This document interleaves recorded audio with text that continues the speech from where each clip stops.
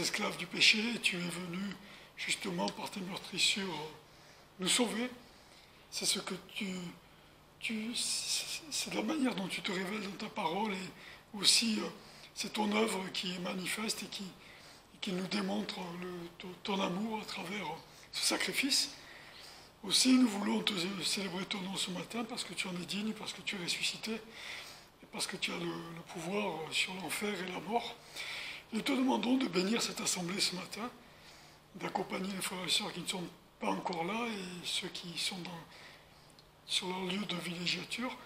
Te prions aussi de diriger ton serviteur qui va nous parler de ta part, par ton esprit, au nom de Jésus. Amen. Poursuivons, s'il vous plaît, par le cantique numéro 60. Cantique numéro 60.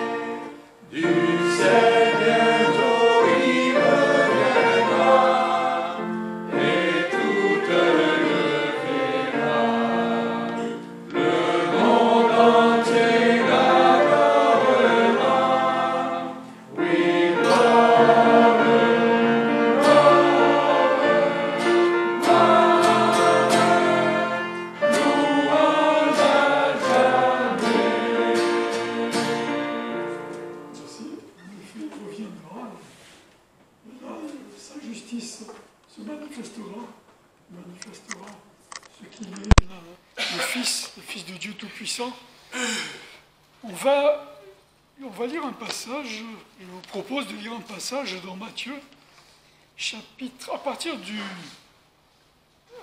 chapitre 8, verset 28, Matthieu chapitre 8, verset 28, jusqu'en Matthieu 9, verset 9. Donc, si on est un peu à cheval sur deux passages, sur deux chapitres, mais on voit qu'il y a une continuité, il n'y a pas de... En tout cas, voilà. Je vais essayer de vous lire ce passage. Déjà, il faut que j'y sois, voilà. Quand il fut arrivé à l'autre bord, dans le pays des Gergéséniens, deux démoniaques, étant sortis des sépulcres, vinrent à lui, si furieux que personne n'osait passer par ce chemin-là. Et il se mit à crier en disant, « Qu'y a-t-il entre nous et toi, Jésus, Fils de Dieu? Es-tu venu ici pour nous tourmenter avant le temps? » Or, il y avait assez loin d'eux un grand troupeau de pourceaux qui paissaient. Et les démons le prièrent et lui dirent, « Si tu nous chasses, permets-nous d'entrer dans ce troupeau de pourceaux. » Et il leur dit, « Allez. » Et étant sortis, ils allèrent dans le troupeau de pourceaux. Et aussitôt, tout le troupeau de pourceaux se précipita avec impétuosité dans la mer, et ils moururent dans les eaux. Alors ceux qui les paissaient s'enfuirent, et étant venus dans la ville, ils y racontèrent tout ce qui était arrivé au démoniaque. Aussitôt toute la ville sortit au-devant de Jésus, et dès qu'ils le virent, ils le prièrent de se retirer de leur quartier. Jésus étant entré dans la barque, repassa le lac et vint en sa ville. Et on lui présenta un paralytique couché sur un lit. Et Jésus, voyant la foi de ces gens-là, dit au paralytique, « Prends courage, mon fils, tes péchés te sont pardonnés. » Là-dessus, quelques scribes disaient en eux-mêmes, « Cet homme blasphème. » Mais Jésus, connaissant leurs pensées, leur dit, « Pourquoi avez-vous de mauvaises pensées dans vos cœurs ? Car lequel est le plus aisé de dire, « Tes péchés te sont pardonnés » ou de dire, « Lève-toi et marche » ? Or, afin que vous sachiez que le Fils de l'homme a autorité sur la terre de pardonner les péchés, lève-toi, dit-il alors au paralytique. Prends ton lit et t'en vas dans ta maison. Et il se leva et s'en alla dans sa maison. Le peuple ayant vu cela fut rempli d'admiration et il glorifia Dieu d'avoir donné un tel pouvoir aux hommes. Et Jésus étant sorti de là, vit un homme nommé Matthieu. Non, on va arrêter là la lecture. Voilà, donc vous avez deux situations assez qui ne sont pas banales, évidemment. Vous avez le démoniaque, les démoniaques, et la Bible dit qu'ils étaient si furieux que personne n'osait passer par là. Et on peut imaginer ce que ça pouvait être. C'était des forcenés puissance 10, ou plus, je ne sais pas. Mais ce qui est vraiment intéressant de voir, c'est l'attitude des démons. Mais avant ça, si vous voulez, le démoniaque, le paralytique, dans la Bible, Jésus a guéri des sourds, des muets, Jésus a guéri de la fièvre des personnes, notamment la belle-mère de Pierre. Eh bien, déjà, ces gens-là, un petit peu, nous ressemblent. À savoir, c'est des gens qui ont été atteints par le péché, et chacun à différents degrés. Et ça, on rencontre ça, premièrement chez nous, et on voit ça chez les autres. Et à des degrés divers, eh bien, le péché nous a atteints, et il a fait ses ravages. Évidemment, le sourd et l'aveugle, c'est un peu l'image de l'homme qui, par ses sens, ne peut pas atteindre Dieu. Le paralytique, tout simplement, et ça coule de source, il attend. Le paralytique, c'est quelqu'un de passif, il peut rien faire pour lui-même, et il attend aussi. Il attend que Dieu vienne se révéler à lui, et par un acte de foi qui surpasse, je dirais, tous ces problèmes physiques, il peut atteindre le salut. Et Jésus est allé au-devant de ce paralytique. Les démoniaques, eh bien, vous avez des gens qui sont véritablement possédés, et qui sont donc que les démons amènent loin du salut, et que les démons tourmentent. Et ici, on voit la puissance de Jésus, malgré le fait qu'il était sous sa forme corporelle et charnelle, et les démons eux-mêmes. Vous voyez, les démons, ils sont vraiment très policés envers Jésus. Je reprends quelques-unes de leurs paroles ici, de leur manière de s'adresser à Jésus.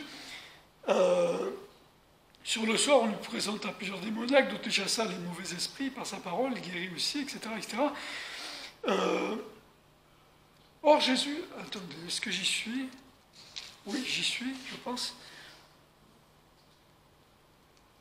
Je cherche...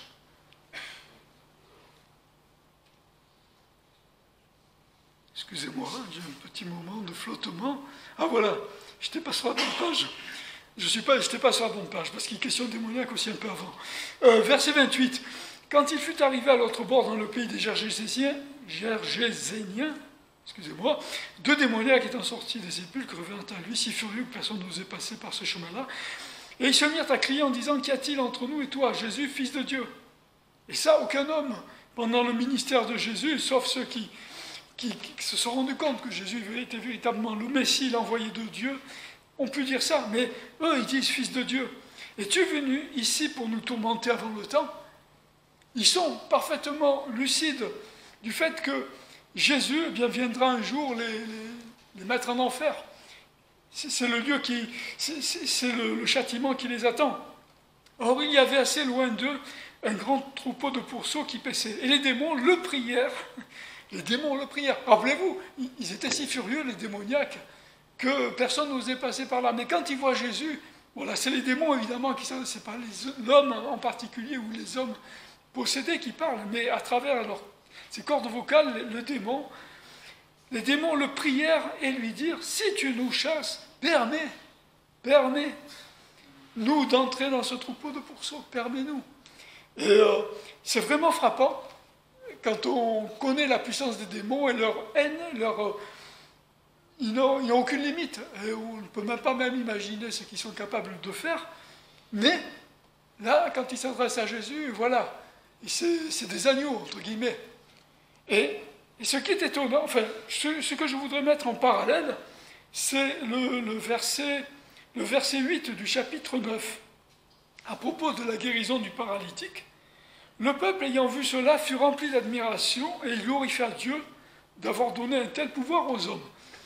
Et je pense, ça mériterait évidemment d'être analysé, commenté par des gens qui sont plus calés que moi là-dessus, mais le peuple n'avait pas tout à fait vraiment la conscience de la personne de Jésus, de qui il était.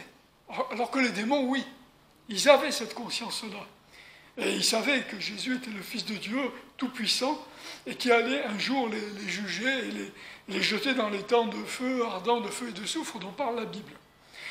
Mais sans parler toujours des démons ou du paralytique ici, enfin si on va parler du paralytique, il y a un passage au verset 2 qui est intéressant. Et on lui présenta un paralytique couché sur un lit. Et Jésus, voyant la foi de ces gens-là, dit au paralytique, « Prends courage, mon fils, tes péchés te sont pardonnés. » On peut se dire, mais attendez, il est paralytique, il a un besoin impérieux de recouvrer une santé et de pouvoir se tenir sur ses jambes. Et Jésus lui dit, tes péchés te sont pardonnés. Qu'est-ce que ça... Où Jésus veut-il en venir ici? Après, Jésus va guérir le paralytique.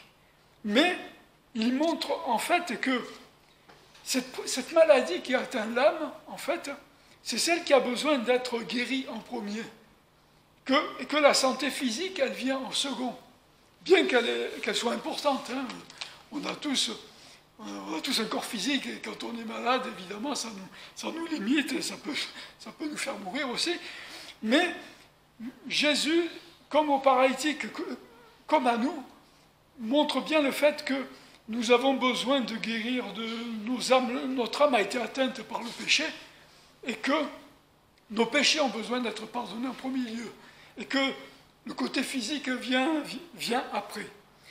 Et ça, c'est intéressant de le noter. Et effectivement, donc, Jésus a été celui qui devait venir. Je reprends juste pour terminer le psaume 103, verset 1. D'ailleurs, il a été, je crois, cité dans ce passage, mais je vais vous lire dans les psaumes, ce sera là. On va terminer là-dessus. Vous le connaissez, hein, il est très connu. Psaume 103, je vous lis le passage du verset 1 à 3. Psaume de David, « Mon âme bénit l'Éternel, et que tout ce qui est en moi bénisse son saint nom. Mon âme bénit l'Éternel et n'oublie aucun de ses bienfaits. C'est lui qui pardonne toutes tes iniquités, qui guérit toutes tes infirmités. » Et l'infirmité première est celle qui a besoin d'être guérie, c'est l'infirmité de l'âme. Et notre âme a été atteinte par le péché et Jésus est là pour nous guérir de ça. On va poursuivre par le cantique numéro 130, s'il vous plaît. Cantique numéro 130.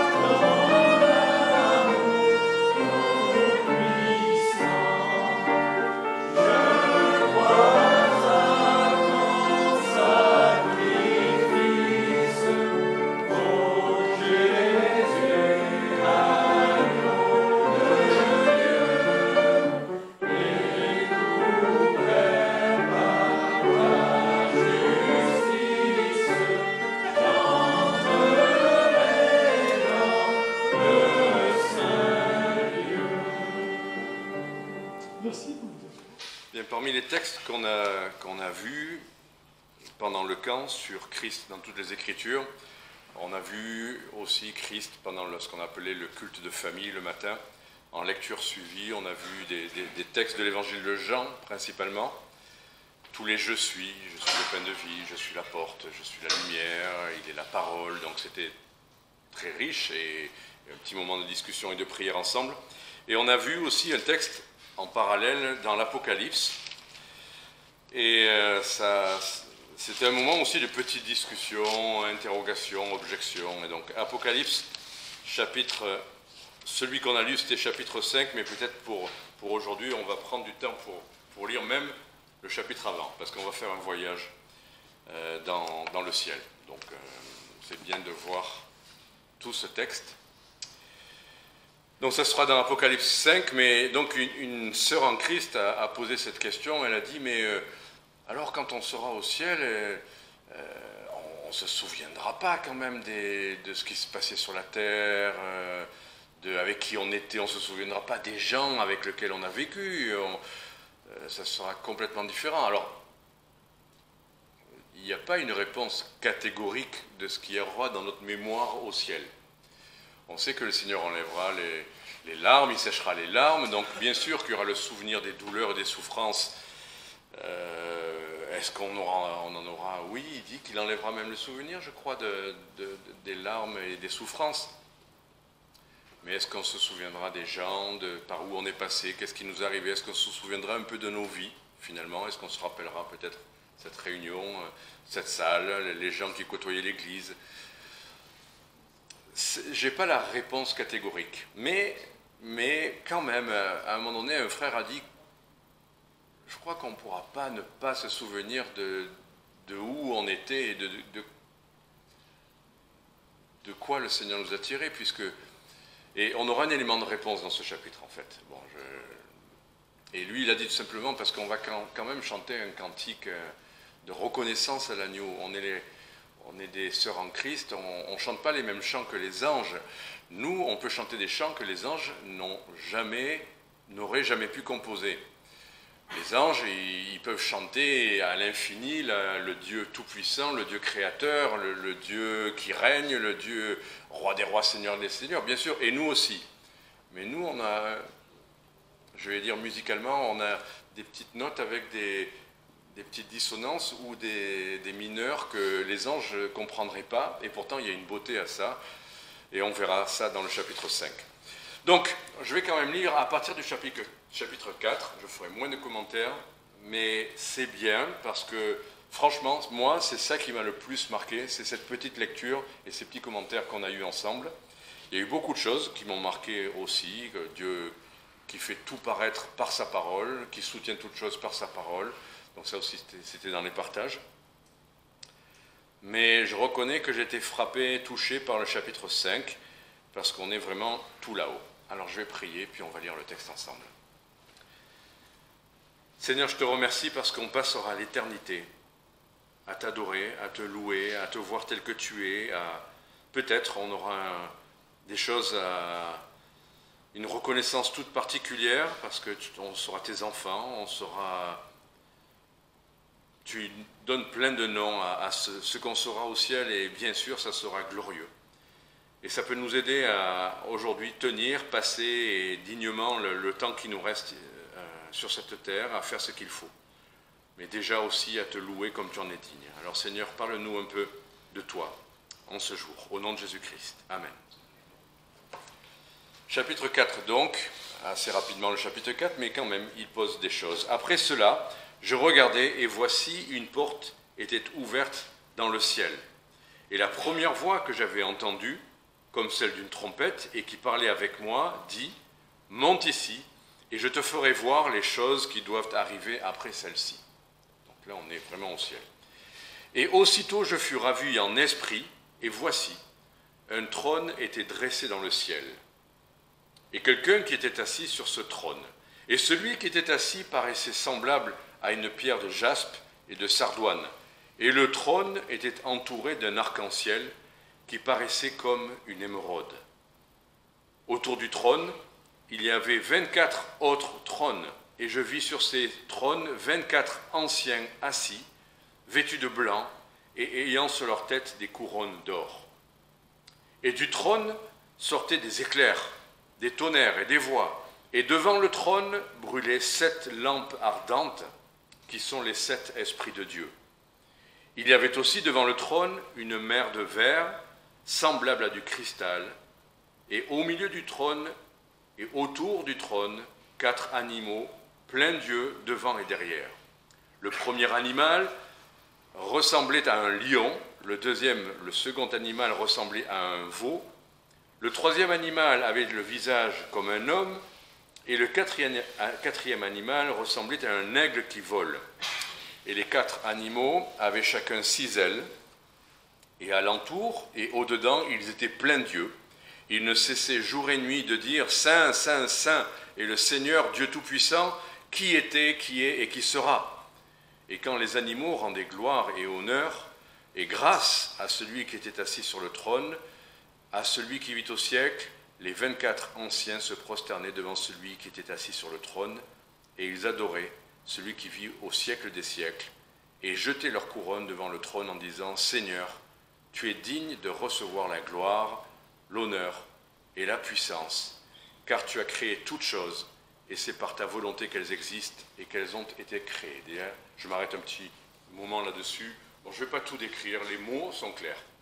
L'impression de puissance, de gloire, de lumière, tout est là. Juste, je voulais éclaircir un tout petit peu 2 points. Les 7 esprits de Dieu, comme si Dieu était polythéiste, 7 esprits, c'est des manifestations de Dieu. On ne sait pas exactement ce que ça veut dire, mais ça émane de Dieu, et ce n'est pas Dieu lui-même. Dieu est Saint-Esprit, il est en Jésus-Christ, et il est Père. Il ne peut pas être en plus cet esprit, ce sont des émanations de lui. Les 4 animaux, alors selon les traductions, créatures, parce qu'animal, ça fait, on se dit, c'est pas un animal terrestre, mais évidemment c'est pas un animal terrestre, on le voit bien.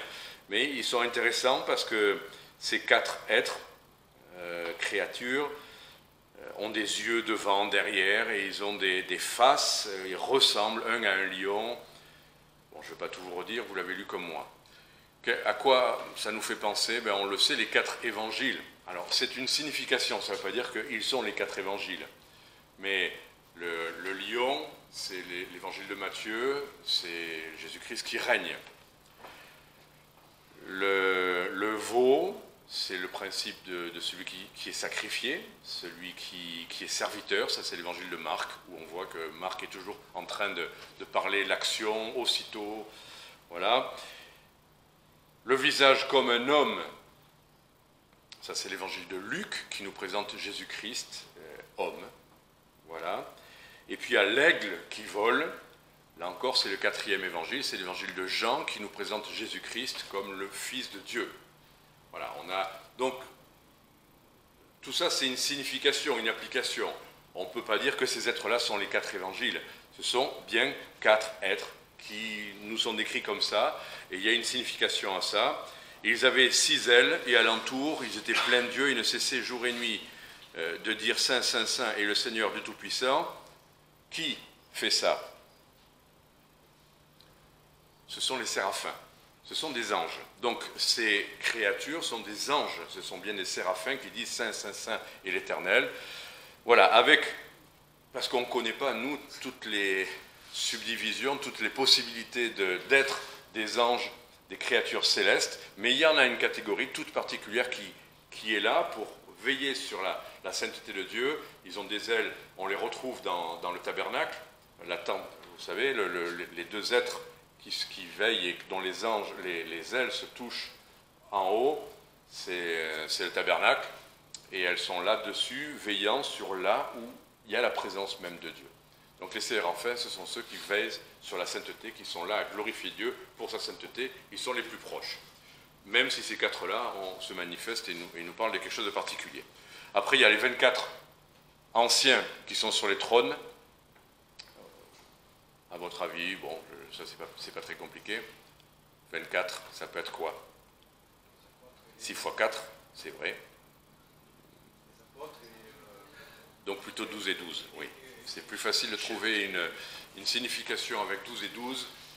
Les 12 tribus d'Israël et les 12 apôtres, donc qui représentent Ancien et Nouveau Testament, ceux qui ont été vraiment participants du plan de Dieu. Voilà. Alors après, il y a plein de discussions, si on veut creuser et se tordre le cerveau. Il y a des tribus qui ont disparu, remplacées par la demi-tribu de Manassé. J'ai un frère qui m'a posé la question récemment. Pourquoi ils sont appelés demi-tribus, eux? Il y avait une tribu qui avait été mise de côté, mais il y a deux demi-tribus qui sont de Joseph. Et puis dans l'Apocalypse, il y a Joseph, mais il y a aussi Ephraim et Manassé. On ne va pas en parler aujourd'hui, juste pour dire que on survole. Voilà, mais quoi qu'il en soit, qu'est-ce qui compte dans tout ça?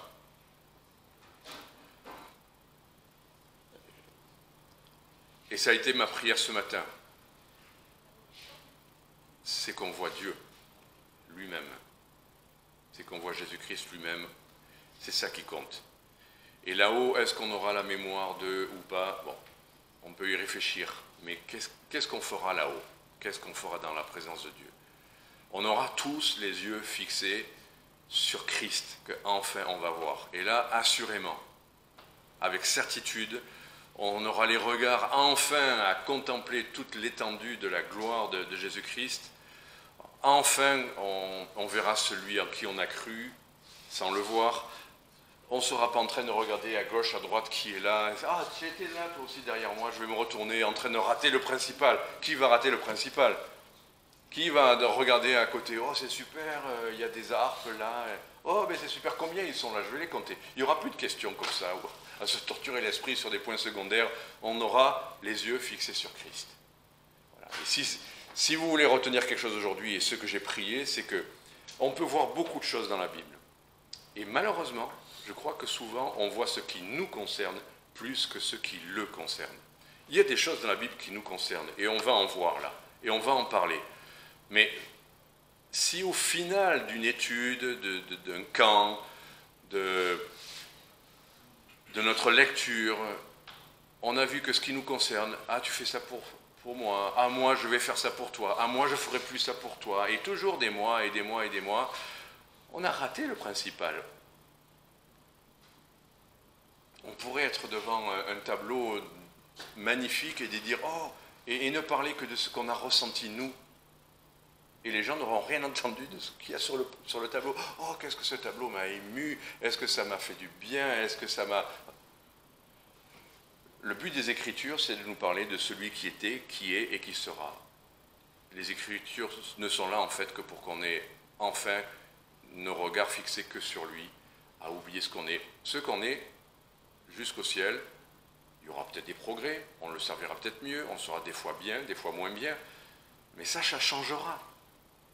Chaque jour, ça changera. Chaque jour, on sera bien ou moins bien, mais lui ne changera pas.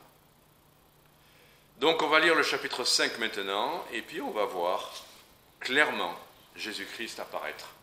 Et on va voir, je pense qu'il y a dans ce texte-là des éléments de réponse à la question de la dame, de notre sœur en Christ. On va voir. Puis je vis, dans la main droite de celui qui était assis sur le trône, un livre écrit en dedans et en dehors, scellé de 7 sceaux. Je vis aussi un ange puissant qui criait d'une voix forte, « Qui est digne d'ouvrir le livre et d'en délier les sceaux ?» Et nul, ni dans le ciel, ni sur la terre, ni sous la terre, ne pouvait ouvrir le livre, ni le regarder. Et moi, je pleurais beaucoup, de ce que personne n'avait été trouvé digne d'ouvrir le livre, ni de lire, ni de le regarder. Et l'un des anciens me dit, « Ne pleure point. Voici, le lion, qui est de la tribu de Juda, le rejeton de David, a vaincu pour ouvrir le livre et d'en délier les 7 sceaux. » Et je m'arrête là pour l'instant, encore dans les questions. Mais qu'est-ce qu'il y a écrit dans ce livre? Je ne pourrais pas vous le dire, c'est pas écrit, ce qui est écrit. Je sais qu'il y a des livres qui sont ouverts, où il y a les livres de ceux dont les noms sont écrits, il y a des livres qui récapitulent les œuvres des saints, il y a des livres où on sait ce qu'il y a écrit. Dieu prend le soin d'en parler, pas celui-là. Donc je ne vous répondrai pas, je n'en sais rien. Et je ne veux pas vous dire ce que je penserais, peut-être que c'est celui-là, peut-être. Mais voilà, on sait juste qu'il était important, ce livre, ces livres étaient importants. Mais personne n'était digne de les ouvrir, à part celui qui s'est avancé. Et celui qui s'est avancé, c'est Jésus-Christ, là qui se présente comme le lion de la tribu de Juda, celui qui règne, le lion de la tribu de Juda. Et alors, souvent on chante ça, ou on en parle, on dit, voilà, il est venu comme un agneau, et on le verra enfin comme un lion. Est-ce que c'est vrai, ou c'est faux, ou c'est à éclaircir? Sur terre, il était venu comme l'agneau de Dieu immolé pour nos péchés, mais là-haut, il sera le lion. Bon, on va suivre le texte et on aura la réponse. Et je regardais, et voici au milieu du trône et des 4 animaux, et au milieu des anciens, un agneau était là comme immolé. Il avait 7 cornes et 7 yeux, qui sont les 7 esprits de Dieu envoyés par toute la terre. Voilà. Tout le chapitre va nous montrer, rappeler. Et si vous prenez le mot agneau dans une correspondance, enfin dans un livre qui récapitule l'apparition d'un mot, vous verrez que l'agneau est omniprésent dans l'Apocalypse. Donc le livre qui nous révèle Jésus-Christ, oui, a fait une allusion au lion de Juda, mais là-haut, ça sera toujours l'agneau immolé qu'on verra. On n'oubliera pas qu'il a été l'agneau immolé pour nos péchés. Il avait 7 cornes et 7 yeux, qui sont les 7 esprits de Dieu envoyés par toute la terre. C'est lui qui les avait. Ça émane de lui, là encore. Qu'est-ce qu'on peut tirer comme application de ces 7 cornes et 7 yeux, qui sont envoyés par toute la terre? Moi, je crois qu'une application simple, la corne dans la Bible, c'est l'expression de la force. Et les yeux, c'est l'expression de « il voit ». Donc Jésus-Christ, sur toute la terre, peut intervenir, peut agir. Jésus-Christ voit tout ce qui se passe sur la terre. Il est omniscient et il est omnipotent. 7, c'est le chiffre de l'accomplissement. Il est totalement et parfaitement omniscient. Il sait tout, il voit dans les cœurs, ça c'est dit ailleurs. Et voilà. Mais il voit tout. Il n'y a pas un lieu, si vous espérez qu'il y a une pièce où vous êtes un peu plus tranquille, où il ne vous verra pas, il vous verra dans cette pièce. Si vous êtes en revanche dans un lieu où vous pensez qu'il ne peut pas intervenir pour vous délivrer, ben, il peut intervenir. 7 cornes, il intervient partout, dans les cachots, dans les pays les plus difficiles pour l'évangile. Christ intervient partout. Il faut se rappeler ça quand on prie pour les gens qui sont dans des situations où on se dit, mais là c'est...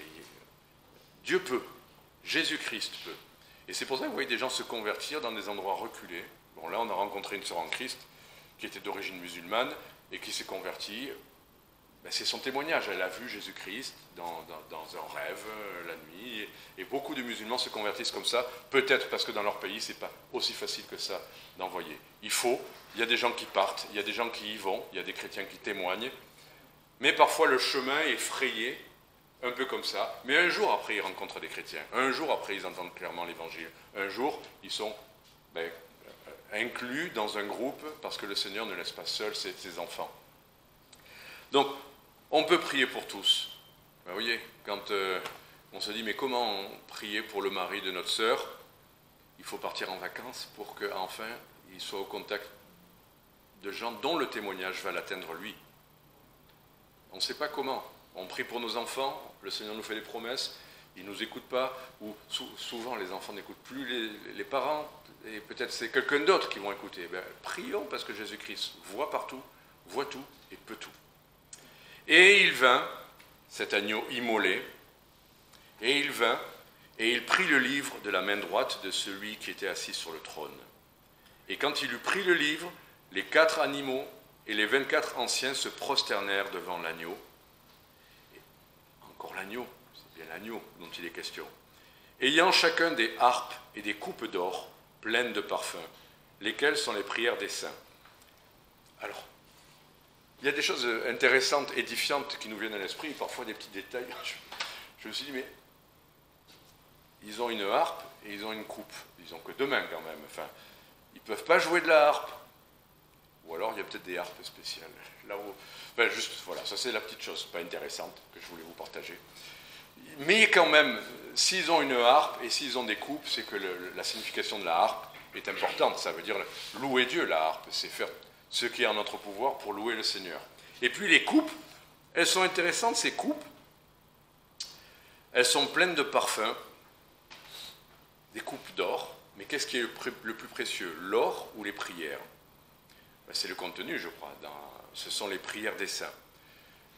Est-ce que nous réalisons que quand nous prions, parce que voilà, on fait une expo Bible, on peut dire il y a eu des conversions, on fait un camp, il y a eu des gens qui ont levé la main, et on se dit waouh, tout ça c'est pour le ciel, on le verra là-haut, on peut louer le Seigneur des fruits. Et puis il y a des gens qui auront prié.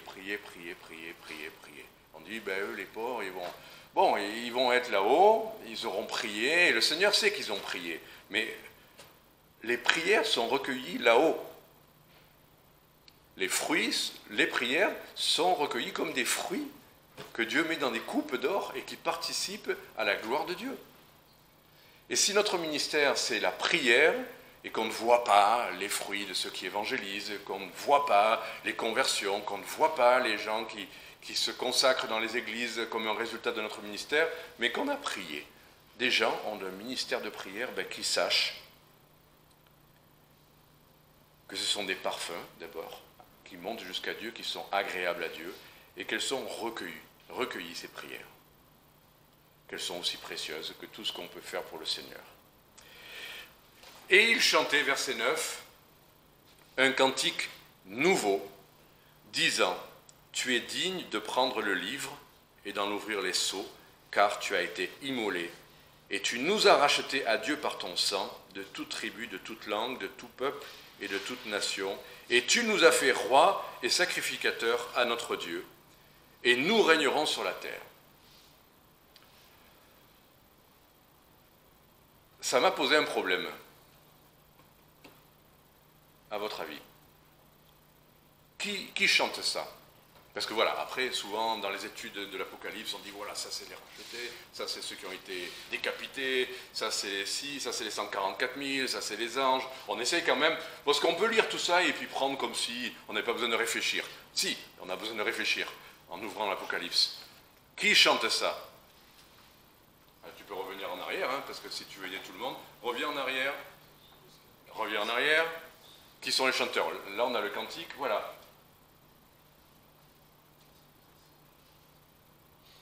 Donc là, on voit les 4 animaux, les 24 anciens qui se prosternent, ils ont des harpes, des coupes d'or, lesquelles sont les prières des saints. Verset suivant. Et ils chantaient. Qui chante?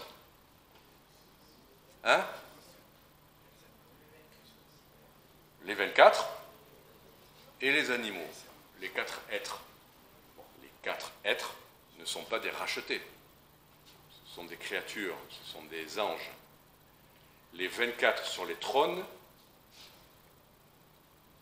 les 12, si c'est vraiment effectivement les apôtres, peuvent le chanter.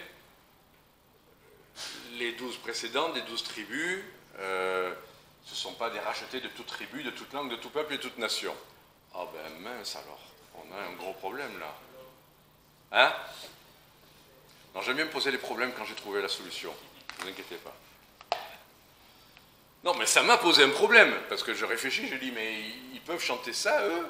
Ils ne peuvent pas chanter, de dire, qui sont ces rachetés? Bon, ce qui est dit, et là je pense que c'est la réponse, ils chantaient un cantique nouveau. Ils chantaient un cantique nouveau. Ça ne veut pas dire que c'est... Comment dire? Ils chantent le cantique, c'est tout. Le cantique nouveau.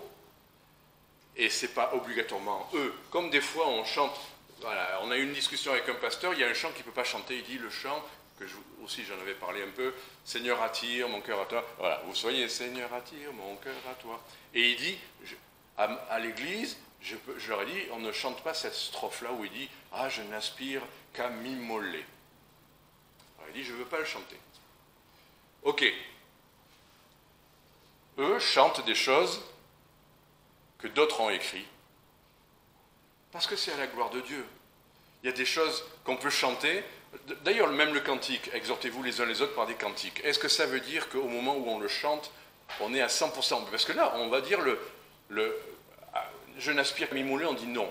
Mais reconnaissons que plein de cantiques qu'on chante, on est des fois, et ça a été un message aussi, en décalage entre la profondeur, la richesse des paroles du cantique et notre état intérieur. Et alors, certains, dans ce cas-là, ils ne chantent pas, ou d'autres chantent sans aucun problème, mais sans cœur, sans le vivre vraiment. Alors qu'est-ce qu'il vaudrait mieux? Ne pas chanter ou chanter? Je crois qu'il vaut mieux chanter. Je crois qu'on peut demander au Seigneur de faire descendre ça dans nos cœurs. Et vous savez quoi? Parmi les choses qui se sont passées là-bas, de temps en temps, on a chanté des cantiques. Et je trouve que ça serait bien qu'on chante à l'agneau sur son trône après avoir fait cette étude. Mais enfin, je ne veux pas interférer, mais je vous assure qu'on a eu... Allez, juste avant un repas, on a chanté Fraîche Rosée. Vous connaissez ce chant? Fraîche Rosée descendait sur nous tous. C'était au début du camp. Et c'était comme une prière juste avant le repas. Mais c'était bien de chanter ça. On est là pour que le Seigneur nous rafraîchisse. À un autre moment, avant le repas, on a chanté à l'agneau sur son trône. On va dire, bah, c'est pas un chant pour introduire un repas. J'ai dit, si, allez, on y va. Et je vous assure que ces chants, c'est comme si, et depuis, ces chants sont revenus dans mon cœur, et je les chante dans mon cœur. Personne ne m'entend, hein. Personne ne m'entend, mais je le chante dans mon cœur, et c'est riche. Chaque strophe est d'une richesse. À l'agneau sur son trône, apportons la couronne. Il l'a conquis sur la croix, il est le roi des rois. Éveille-toi, mon âme. Plutôt que dire, ah non, j'ai pas envie mon cœur n'est pas dans le cantique, eh bien, dites à votre cœur, éveille-toi, mon âme, bénis, adore, acclame avec tous les anges du ciel, Jésus et Emmanuel. Comment vient l'appétit? Comment on dit? Bon, l'appétit vient en mangeant. Bon, ben, vous n'avez pas le cœur à louer, louez, et le cœur viendra. Vous êtes encore en décalage avec les paroles d'un cantique ou avec le texte que vous lisez, essayez de vous accrocher, montez au ciel. Moi, ce texte-là m'a vraiment plongé dans l'idée du ciel. Ce qu'on est en train de lire. M'a plongé dans l'idée de tout ce que tu vas vivre en attendant, essaye de faire bien, mais ça va être bien là. L'adoration, tu vas tout voir, tout ce qu'on vit ici-bas, on le vit en esprit, plus ou moins, avec cœur, plus ou moins, avec... Mais là-haut, quand on y sera tous, pas les super chrétiens, les super... Non, on y sera tous les rachetés. Et c'est le chant des rachetés. Ça, le cantique nouveau. Gloire à l'agneau qui a été immolé, et tu nous as rachetés. Hein? Tu nous as rachetés par ton sang de toute tribu, de toute langue, de tout peuple et de toute nation. C'est l'Église qui va chanter ça. Tous les croyants, de tous les temps, de toutes les nations. On sera là, vous serez là. Que vous veniez de tel pays ou de tel autre pays, peu importe. Et on continue la suite. Et tu nous as fait rois et sacrificateurs. C'est nous. Enfin, c'est l'Église, c'est les croyants. Et ne cherchons pas à découper les... C'est pas les... Eux l'ont chanté, mais ce cantique a été écrit pour tous les rachetés de la terre, qui sont devenus rois et sacrificateurs. Nous n'avons pas mérité. Il a fait de nous. Il nous a donné un titre, une fonction, parce qu'il a été l'agneau immolé. Et c'est lui qui l'a décidé. Je vous ai déjà raconté cette histoire, mais quand j'étais tout petit, j'ai fait un match de foot. J'étais dans une colo. J'aimais bien jouer au foot, mais je n'étais pas vraiment d'un club, je n'étais pas le meilleur. Et le directeur est venu, alors il a jeté un ballon au milieu, et tous les garçons, on devait jouer, et il allait décider qui allait jouer dans l'équipe. Il m'a choisi dans l'équipe.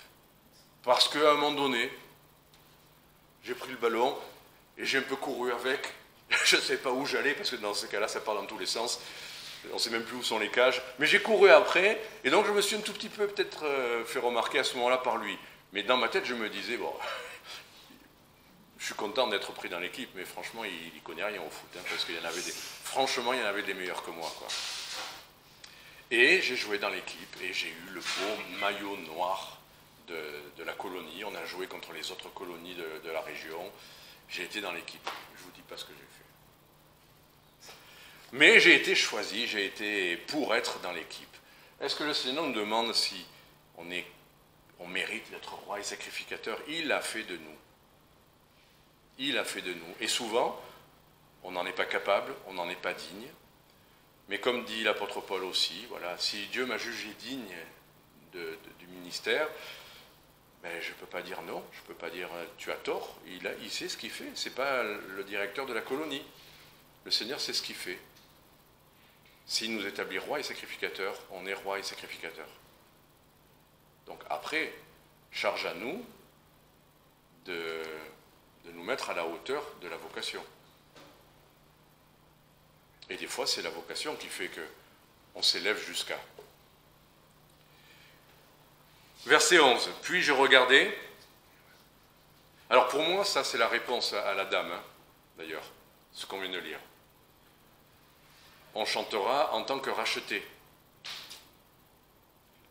On se rappellera qu'on est des rachetés.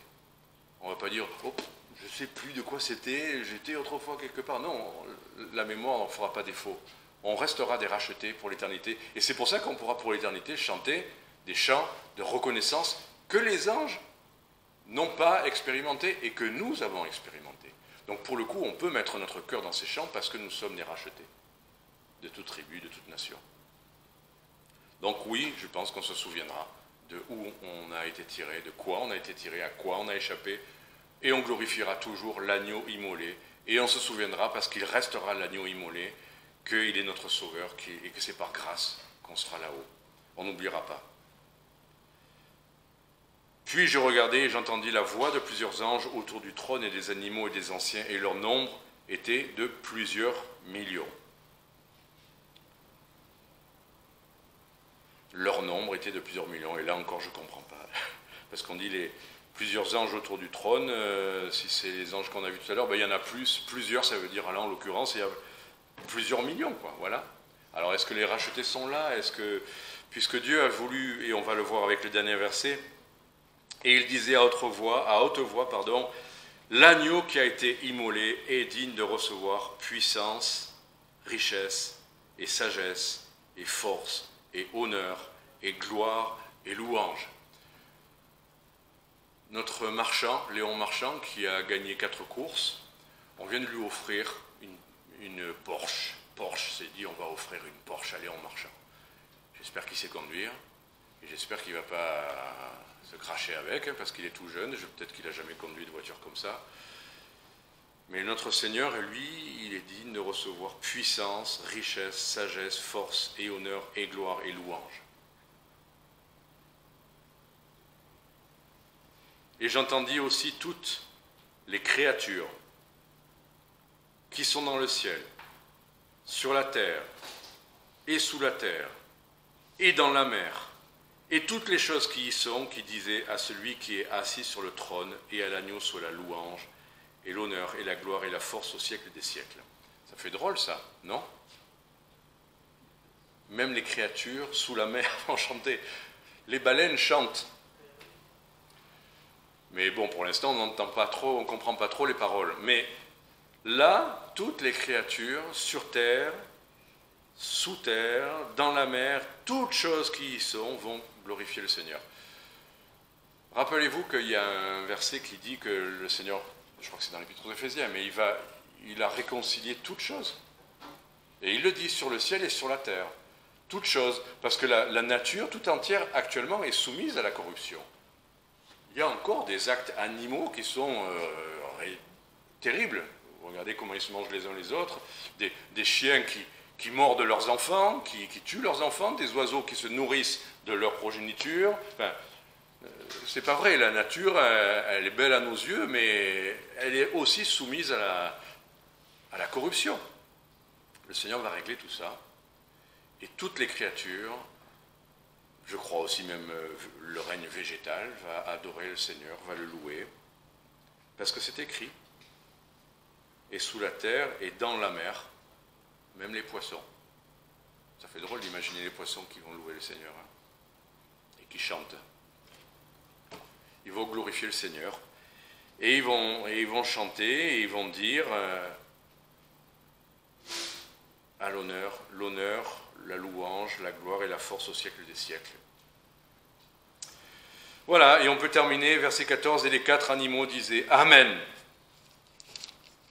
Bon, si j'étais américain, je dirais, et nous, on dit quoi? On est des Français. Normalement, les Américains, là, tout le monde, Amen. Nous, on est un petit Amen. Tant il y en a un qui le dit, il a passé un peu du temps aux États-Unis, dans le sud des États-Unis. Nous, on n'est pas habitués, et puis c'est pas notre genre. Enfin, moi, ça me fait tout drôle d'avoir fait, je ne vais pas le faire. Et les 4 animaux portants disaient Amen, et les 24 anciens se prosternèrent et adorèrent celui qui vit au siècle des siècles. La sexualité n'existera plus au ciel. Je dis ça en passant, parce que la sœur a aussi relevé ça. Mais oui, mais il y a ce verset où il dit elle a eu 7 maris avec lequel. Ben oui, on sait.